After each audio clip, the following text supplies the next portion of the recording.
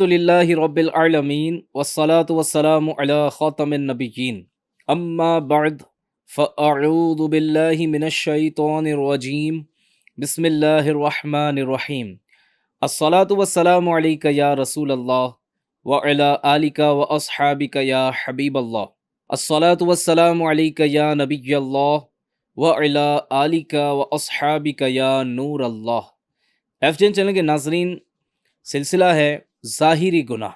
جی ہاں، ظاہری گناہ سے متعلق ہم جو ہے وہ پچھلے کئی ایپیسوڈ سے سن رہے ہیں، اور امید ہے کہ جو اس ایپیسوڈ کو اپنی معلومات میں اضافے کا ذریعہ سمجھ کر سن رہے ہوں گے، ہر ایپیسوڈ ان کی معلومات میں اضافے کا سبب بن رہا ہوگا، اور جنہوں نے واقعی جنت کی تیاری کرنے کے لیے کمر کس لی ہوگی، ان کے لیے یہ ایپیسوڈ معاون و مددگار ثابت ہوگا، کیونکہ جب گناہوں کی معلومات ہوگی تو اس سے بچیں گے، اور جب گناہوں سے بچیں گے تو پھر کیا کریں گے؟ پھر نیک اعمال کریں گے اور جنت کی تیاری کریں گے۔ تو جنت میں لے جانے والے اعمال کرنے کے لیے اپنے آپ کو گناہوں سے بچانا، رب کی ناراضگی والے کاموں سے بچانا انتہائی ضروری ہے۔ اس کے لیے ایف جین چینل آپ کی معاونت اور مدد کے لیے حاضر ہے۔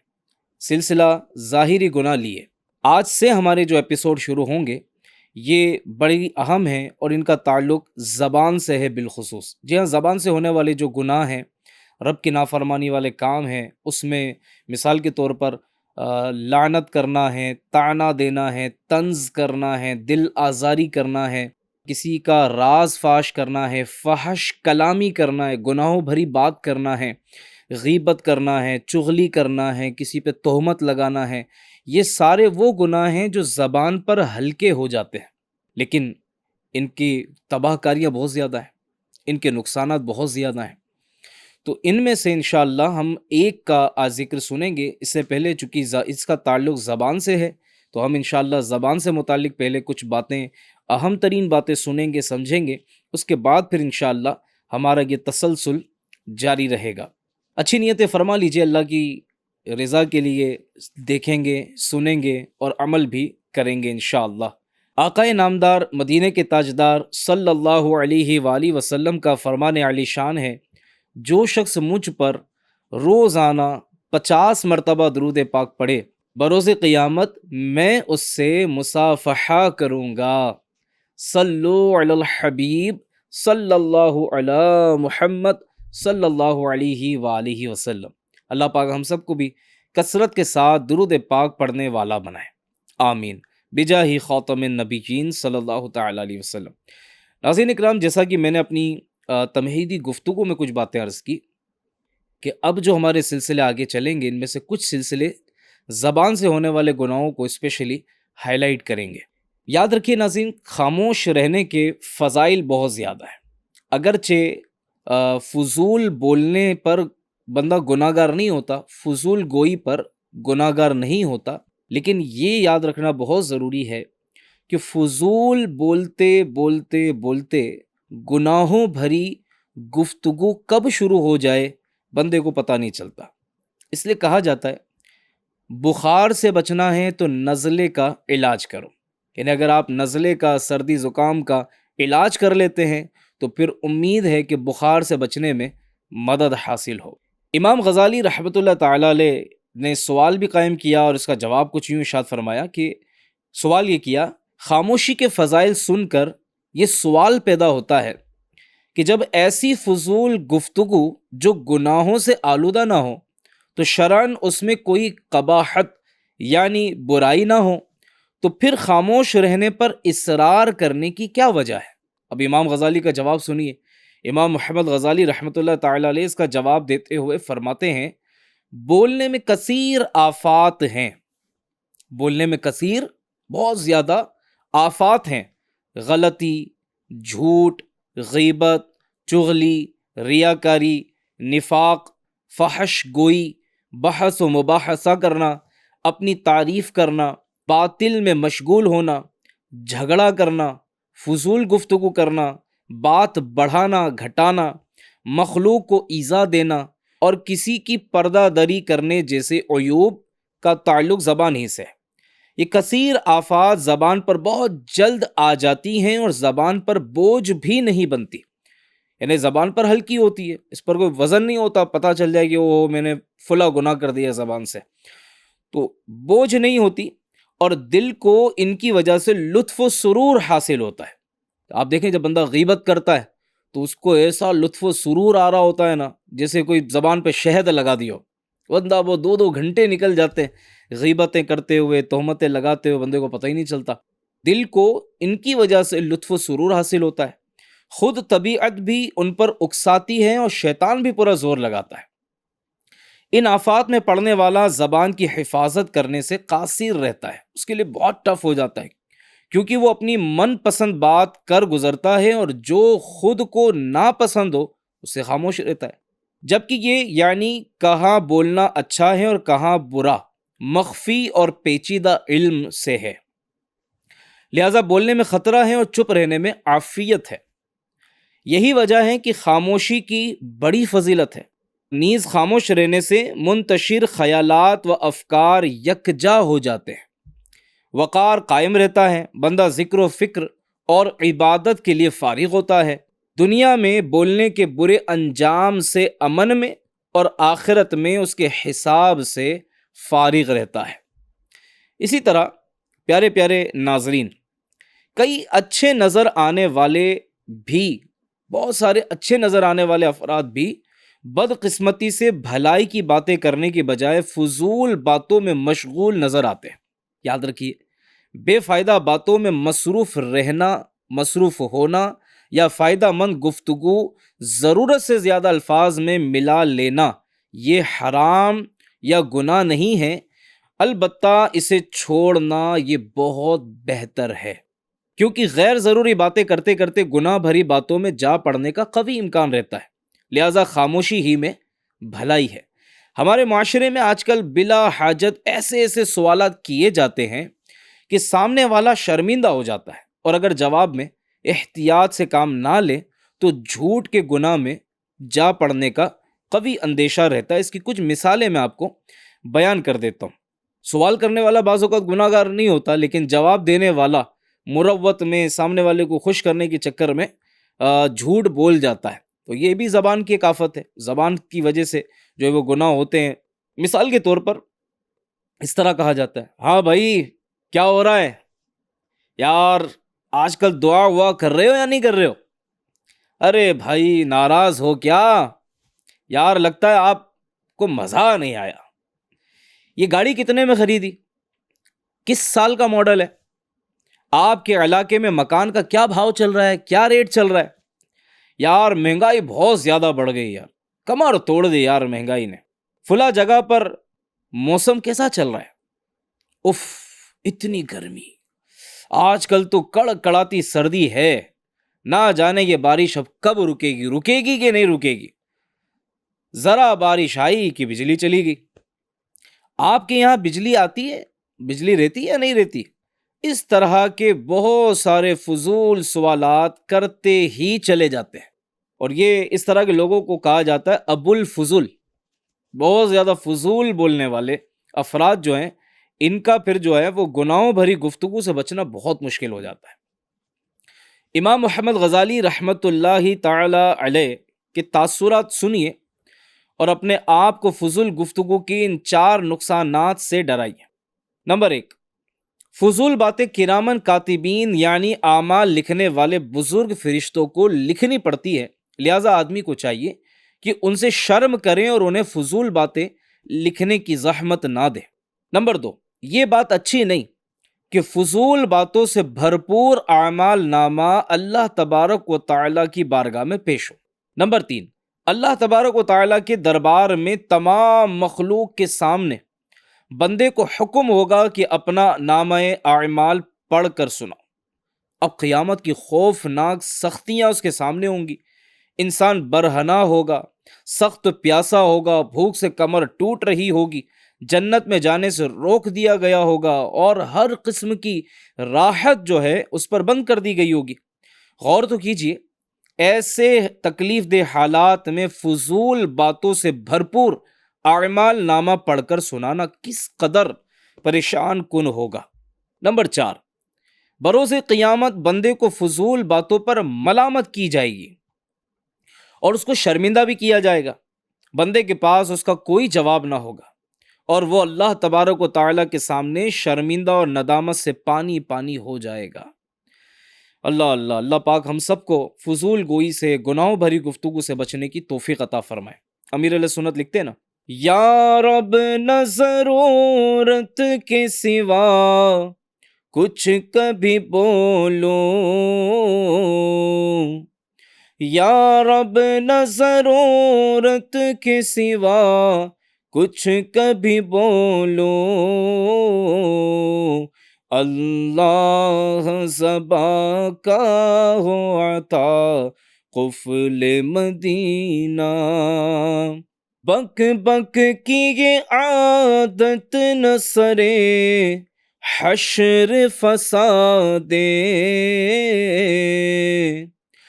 بک بک کی یہ عادت نہ سرے حشر فسادے، اللہ زباں کا ہو عطا قفل مدینہ، ہر لفظ کا کس طرح حساب آہ میں دوں گا، ہر لفظ کا کس طرح حساب آہ میں دوں گا، اللہ زباں کا ہو عطا قفل مدینہ، اللہ زباں کا ہو عطا قفل مدینہ، آمین بجاہ خاتم النبیین صلی اللہ علیہ وآلہ وسلم۔ اللہ پاک ہمیں کم بولنے والا، اچھا بولنے والا اور ایسا بولنے والا کہ جس پر بولنے پر ثواب ملے، اللہ ہمیں ایسا بنائے۔ زبان کی آفتوں کو پیش نظر رکھتے ہوئے ہمارے اسلاف، ہمارے بزرگان دین کا انداز کیا ہوتا تھا؟ زبان کی حفاظت کرنے، فضول اور بے فائدہ باتوں سے بچنے کے لیے اگر ہم اپنے بزرگان دین رحمہم اللہ المبین کی بات چیت کرنے کا انداز، گفتگو میں ان کی احتیاطیں اور ان کے نصیحت آموز اقوال کو مد نظر رکھیں تو انشاءاللہ الکریم اس کی برکت سے ہمیں فضول گوئی سے اور گناہوں بھری باتوں سے بچنے میں مدد حاصل ہوگی انشاءاللہ الکریم۔ امیر المومنین سیدنا ابو بکر صدیق رضی اللہ تعالی عنہ گفتگو سے بچنے کے لیے اپنے منہ میں کنکری رکھا کرتے اور اپنی زبان کی طرف اشارہ کر کے فرمایا کرتے، یہی وہ چیز ہے جو مجھے ہلاکت کی جگہوں پر لے گئی۔ اللہ اکبر۔ آپ کا یہ فرمانا تو یقیناً عاجزی کے طور پر تھا، لیکن ہمارے لیے اس میں سیکھنے کے بہت سارے پوائنٹس موجود ہیں۔ سیدنا عبداللہ بن طاووس رحمۃ اللہ علیہ فرماتے ہیں، میری زبان ایک درندہ ہے، اگر میں اسے کھلا چھوڑ دوں تو مجھے کھا جائے۔ اللہ اکبر۔ سیدنا وہب بن منبہ رحمۃ اللہ علیہ فرماتے ہیں، آل داؤد کی حکمت سے ہے کہ عقل مند پر لازم ہے کہ وہ اپنے زمانے کی خبر رکھے، اپنی زبان کی حفاظت کرے اور اپنے کام پر توجہ رکھے۔ کتنے خوبصورت پوائنٹس ہیں یہ۔ کیا فرمایا؟ عقل مند پر لازم کیا ہے کہ وہ اپنے زمانے کی خبر رکھے، زمانے میں کیا چل رہا ہے، زمانے سے، حالات سے متعلق اسے خبر ہو۔ دوسرے نمبر پر اپنی زبان کی حفاظت بھی کرے کہ گناہوں بھری گفتگو سے، طعنہ دینے سے، لعنت کرنے سے اپنی زبان کو بچائے۔ تیسرے نمبر پر اپنے کام پر توجہ کرے۔ آپ جس کام کو، جو جائز کام آپ کر رہے ہیں رزق حلال کمانے کے لیے، کوئی اور اچھا دینی یا دنیاوی جائز کام آپ کر رہے ہیں، اب اس پر پوری توجہ رکھیں۔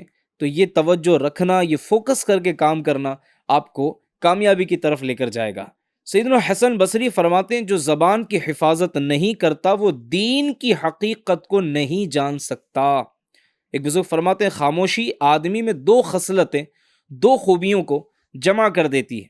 ایک، اس کا دین سلامت رہتا ہے، اور دوسرا، وہ اپنے ساتھی کی بات کو سمجھ لیتا ہے۔ چپ رہنے والا، ایک تو اس کو بڑا فائدہ کیا ملے گا، اس کا دین سلامت رہے گا، اور یہ کوئی چھوٹا موٹا بینیفٹ نہیں ہے، کہ دین کی سلامتی مل جانا، ایمان کی سلامتی نصیب ہو جانا کتنا بڑا انعام ہے۔ اور یہ کس کو ملے گا؟ کم بولنے والے کو، خاموشی اختیار کرنے والے کو۔ اور دوسرے نمبر پر دوسرے کی بات سمجھنے میں آپ کو مدد ملے گی۔ جی ہاں، جو سننے کی صلاحیت ہے یہ انشاءاللہ الکریم بہتر ہوگی، امپروو ہوگی، آپ دوسروں کی بات آسانی سے سمجھ سکیں گے۔ ورنہ خود ہی بول وچن کرتے رہیں گے، بولتے رہیں گے تو دوسروں کو سنیں گے کب؟ اور دوسرے کی سنیں گے نہیں تو سمجھیں گے کب؟ تو ناظرین اکرام، بہت زیادہ بولنے کے فضائل نہیں لکھیں کتابوں میں، چپ رہنے کے، کم بولنے کے فضائل کتابوں میں بھرپور انداز میں لکھیں۔ اور جو زیادہ عبادت کرنا چاہتا ہے، نیکیوں کی طرف آنا چاہتا ہے، اسے چاہیے کہ وہ طویل خاموشی والا بنے، کہ ہم نے جن پیارے نبی صلی اللہ علیہ وسلم کا کلمہ پڑھا، محمد عربی صلی اللہ علیہ وآلہ وسلم، یہ طویل خاموشی والے تھے۔ میرے آقا علیہ السلام طویل خاموشی والے تھے۔ ہمیں بھی چاہیے کہ ہم زیادہ خاموش رہنے کو پسند کریں۔ اور اس میں یوں سمجھ لیجئے، خاموشی جو ہے نا، یہ عالم کا وقار بڑھاتی ہے۔ اور جو جاہل ہے، جس کے پاس علم نہیں ہے، اگر وہ خاموشی اختیار کرے گا تو یہ بھی یوں سمجھ لیجئے کہ اس کے لیے پردہ ہے۔ خیر، تو ناظرین اکرام، آج ہم اپنے اس ایپیسوڈ میں، چونکہ ہم زبان سے متعلق بات کر رہے ہیں اور کم بولنے سے متعلق بات کر رہے ہیں، کیونکہ جب بندہ کم بولے گا تو بہت ساری زبان کی آفتوں سے وہ بچنے میں کامیاب ہو جائے گا۔ تو زبان کی آفتوں میں سے ایک آفت جو ظاہری گناہوں کے اس سلسلے میں ہم نے لینا ہے، وہ ہے لعنت کرنا۔ جی ہاں، لعنت کرنا یہ بھی ایک گناہ ہے اور ایک بری خصلت ہے۔ آج ہم اس سے متعلق کچھ باتیں سنتے ہیں۔ لعنت کرنے کا معنی ہے رحمت الہی سے دور ہو جانے کی بد دعا کرنا، لعنت کرنا کہلاتا ہے۔ پھر سے سن لیجئے، لعنت کسی کو کہتے ہیں نا، تجھ پر اللہ کی لعنت ہو، ایسا بعض لوگ کہتے ہیں۔ تو اس کا مطلب ہے رحمت الہی سے دور ہو جانے کی بد دعا کرنا، لعنت کرنا ہے۔ لعنت کرنے کی چند مثالیں بھی میں آپ کو دیتا ہوں۔ اس طرح کہنا زید پر، یعنی زید جو ہے نا، یہ بطور ایگزامپل نام لیا گیا ہے، تو کتابوں میں بھی زید، بکر، خالد، اس طرح کے نام بطور ایگزامپل دیے جاتے ہیں۔ تو اس طرح کہنا کہ زید پر لعنت، اے اللہ زید پر لعنت کر، زید کو اپنی رحمت سے دور کر دے، یہ سب جو ہیں وہ لعنت کرنے کی مثالیں ہیں۔ اب اس کے احکامات کیا ہیں وہ بھی سن لیجئے۔ فرد معین، فرد معین یعنی کسی شخص کو خاص کر کے، فکس کر کے لعنت کرنا۔ مثلا یوں کہنا کہ زید پر لعنت، یہ جائز نہیں ہے۔ یعنی کسی فرد کو آپ نے معین کر لیا، فکس کر لیا کہ نام مثال کے طور پر زید ہے، تو یہ زید پر اللہ کی لعنت، تو یہ کیا ہے؟ جائز نہیں ہے۔ فتاوی رضویہ میں ہے کہ لعنت بہت سخت چیز ہے، ہر مسلمان کو اس سے بچایا جائے، بلکہ لعین پر بھی لعنت جائز نہیں جب تک کہ اس کا کفر پر مرنا قرآن و حدیث سے ثابت نہ ہو۔ وصف عام مذموم یعنی ایسی بری صفت، ایسی بری عادت جس میں کوئی فرد خاص نہ ہو، اس صفت کے ساتھ لعنت جائز ہے۔ مثال کے طور پر جھوٹوں پر اللہ کی لعنت، تو یہاں کوئی فرد معین نہیں کیا گیا، اس صفت پر، اس بری عادت پر جو ہے لعنت کی گئی، تو اس میں حرج نہیں ہے۔ اسی طرح مچھر، ہوا، جمادات یعنی بے جان چیزوں اور حیوانات پر بھی لعنت جائز نہیں۔ مثال کے طور پہ گرمی کے دن ہے، اور گرمی کے دنوں میں مچھر بھی زیادہ ہوتے ہیں عموماً، اب مچھر کاٹ رہے ہیں، تو بعض جن کو زبان کی آفتیں اتنی پتہ نہیں ہوتی ہیں، جو بولنے میں بہت زیادہ ماہر ہو جاتے ہیں نا، بہت بول رچن کر رہے ہوتے ہیں، تو ایسے لوگ مچھروں پر بھی لعنت کر رہے تھے، مچھروں پر اللہ کی لعنت، یا مچھر کاٹ رہا ہے تو اس پر لعنت ہو، یا بلی نے کوئی دودھ گرا دیا یا دودھ میں منہ ڈال دیا تو اب اس پر لعنت کر رہے ہیں، تو ان پر بھی لعنت کرنا ناجائز ہے۔ اس کو یاد رکھیے گا۔ اللہ تبارک و تعالی ارشاد فرماتا ہے ادعوا ربکم تضرعا وخفیا انہ لا یحب المعتدین۔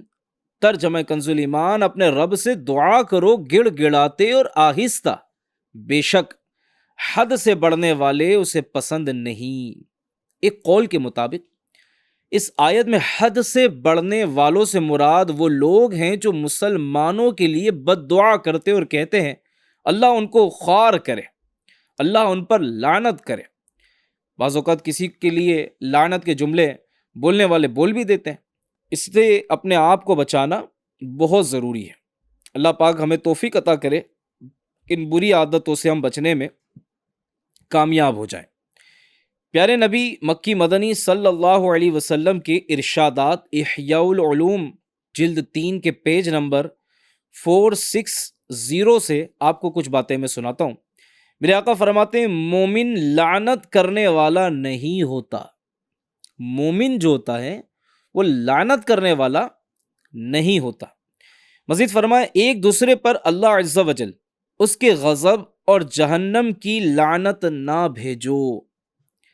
بھائی بہنوں میں لڑائی ہوئی، ایک دوسرے پہ لعنت کر رہے ہیں، یا پھر اپنے مرے ہوئے پر لعنت کر رہے ہیں، یا اپنے رشتہ داروں پر لعنت کر رہے ہیں، یا پڑوسی نے کوئی کچرا پھینک دیا، پڑوسی سے کوئی تکلیف پہنچ گئی، پڑوسی کی کوئی گاڑی گھر کے آگے کھڑی کر دی گئی، پڑوسی نے گھر کے آگے گاڑی کھڑی کر دی، اب اس پہ لعنت کر رہے ہیں۔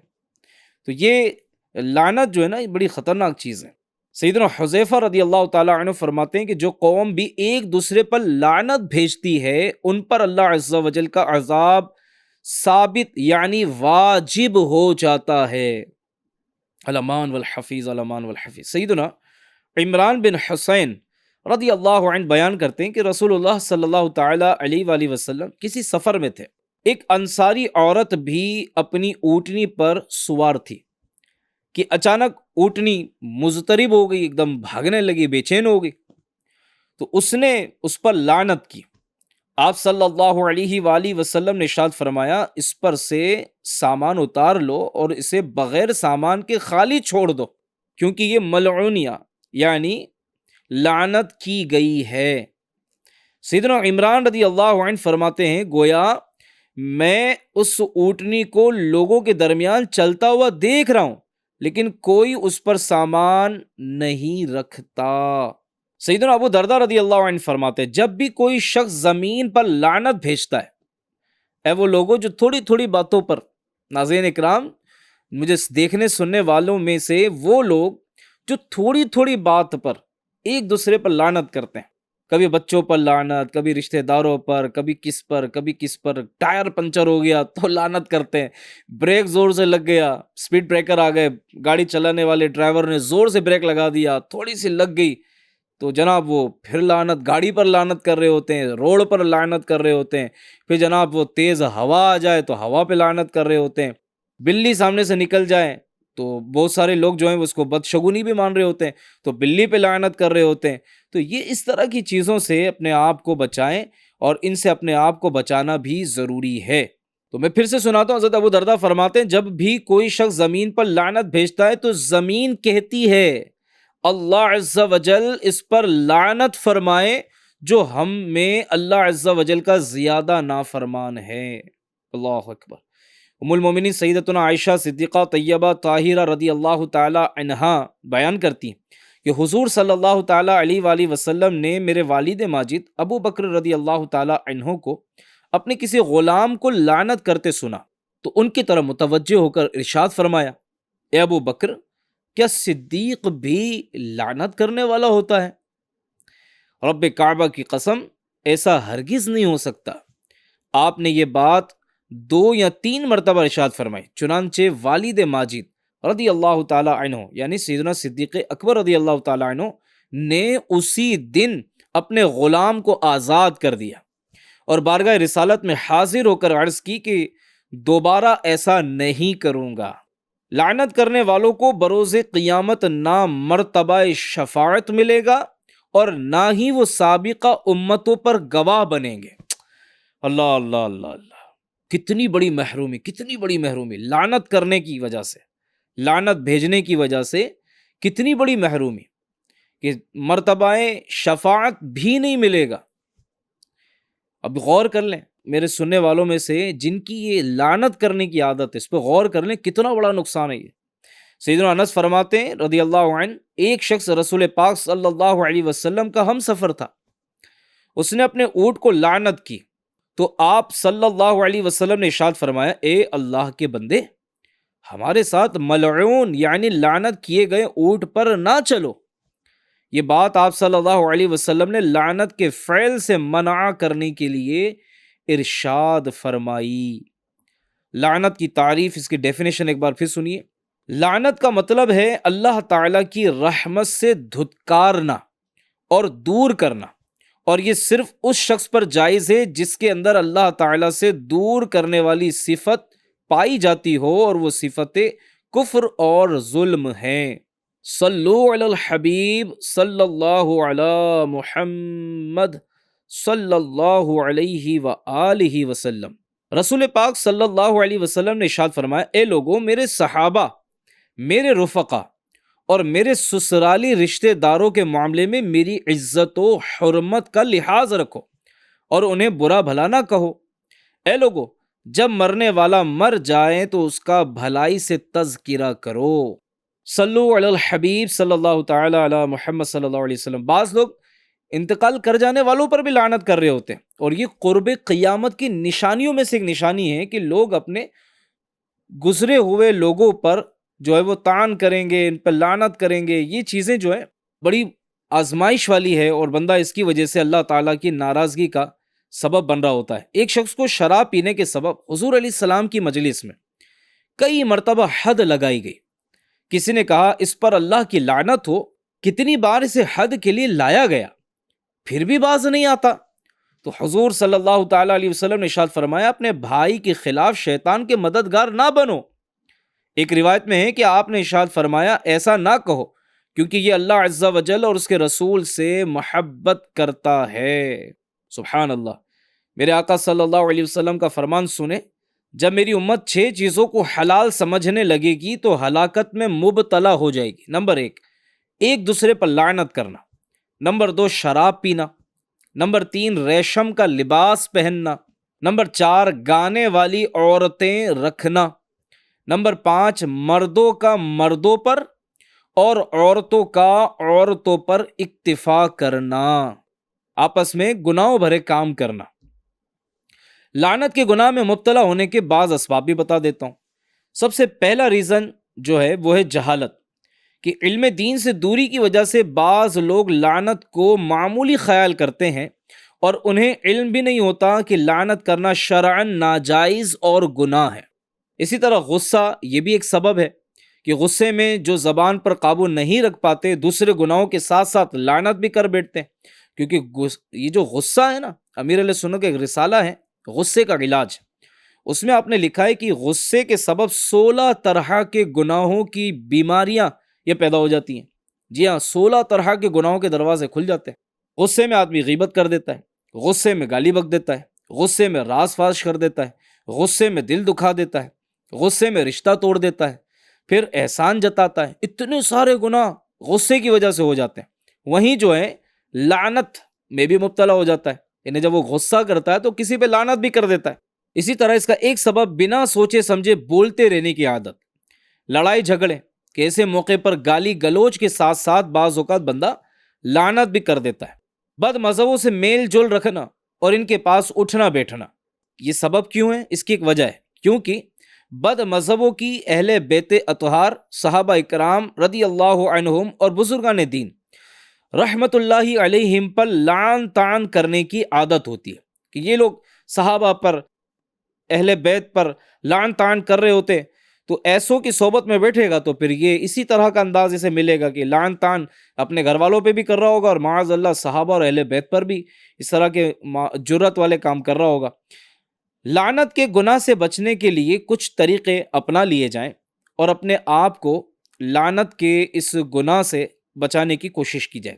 علم دین حاصل کیجیے، بالخصوص زبان سے ہونے والے گناہوں کی معلومات حاصل کیجیے، جیسے کہ آج اپنے ایپیسوڈ میں ہم نے بہت ساری چیزوں کو کوشش کی بیان کرنے کی۔ اسی طرح بولنے سے پہلے تولنے کی یعنی سوچنے کی عادت پیدا کریں، اور سمجھدار انسان کی نشانی یہ ہے کہ وہ بولنے سے پہلے اپنے دل کی طرف رجوع کرتا ہے، یعنی سمجھدار آدمی کی زبان جو ہے وہ دل کے پیچھے ہوتی ہے، کہ وہ بولنے سے پہلے دل سے مشورہ کر لیتا ہے، اور نا سمجھ آدمی کی جو زبان ہوتی ہے وہ دل کے آگے ہوتی ہے، کہ اس کو مشورہ کرنے کا موقع ہی نہیں ملتا، جو سمجھ میں آتا ہے بولتا چلا جاتا ہے۔ تو یہ لعنت کرنا، بلکہ بعض ماں باپ بھی ایسے ہوتے ہیں جو اپنے بچوں پہ لعنت کر رہے ہوتے ہیں، یہ اس سے بچنا چاہیے۔ بعض تو لعنت کر رہے ہوتے ہیں، بعض بد دعائیں دے رہے ہوتے ہیں، تجھے کوڑ نکلے، تو تباہ ہو جائے، تو برباد ہو جائے، تیری ترقی رک جائے، تجھ پہ زوال لگ جائے، تو اس طرح کی باتیں کر رہے ہوتے ہیں۔ یہ سب بھی زبان کی آفت ہے، اور یہ زیادہ بولنے کی آفت ہے۔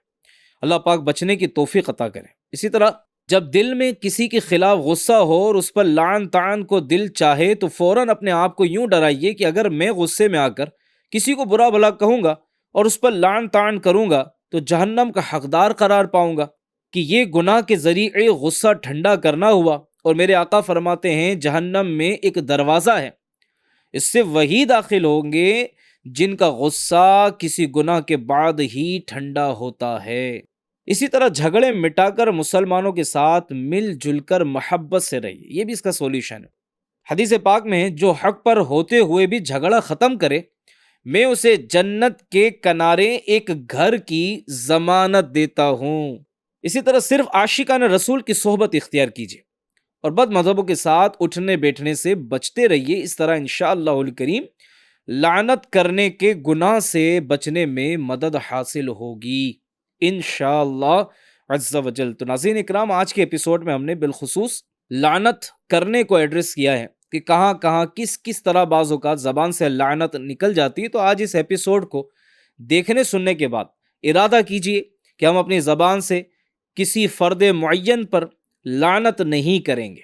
نیت بنتی ہے، دل میں ارادہ کر لیں، اور اب تک اس طرح کا کوئی کام کیا ہے تو اللہ کی بارگاہ میں سچے دل سے توبہ بھی کر لیں، اور جس پر لعنت کی ہے، بعض تو فیس ٹو فیس کر دیتے ہیں، تو اگر کسی کو اس طرح بولا ہے اور یقیناً اس کا دل دکھا ہوگا، اس سے معافی بھی مانگ لیجئے۔ اس سے پہلے کہ موت آ جائے اور معافی مانگنا رہ جائے، تو معافی تلافی کر لیں۔ اللہ پاک ہم سب کو گناہوں سے بچتے ہوئے، نیکیاں کرتے ہوئے زندگی گزارنے کی توفیق عطا فرمائے۔ انشاءاللہ اگلے ایپیسوڈ میں پھر ملیں گے۔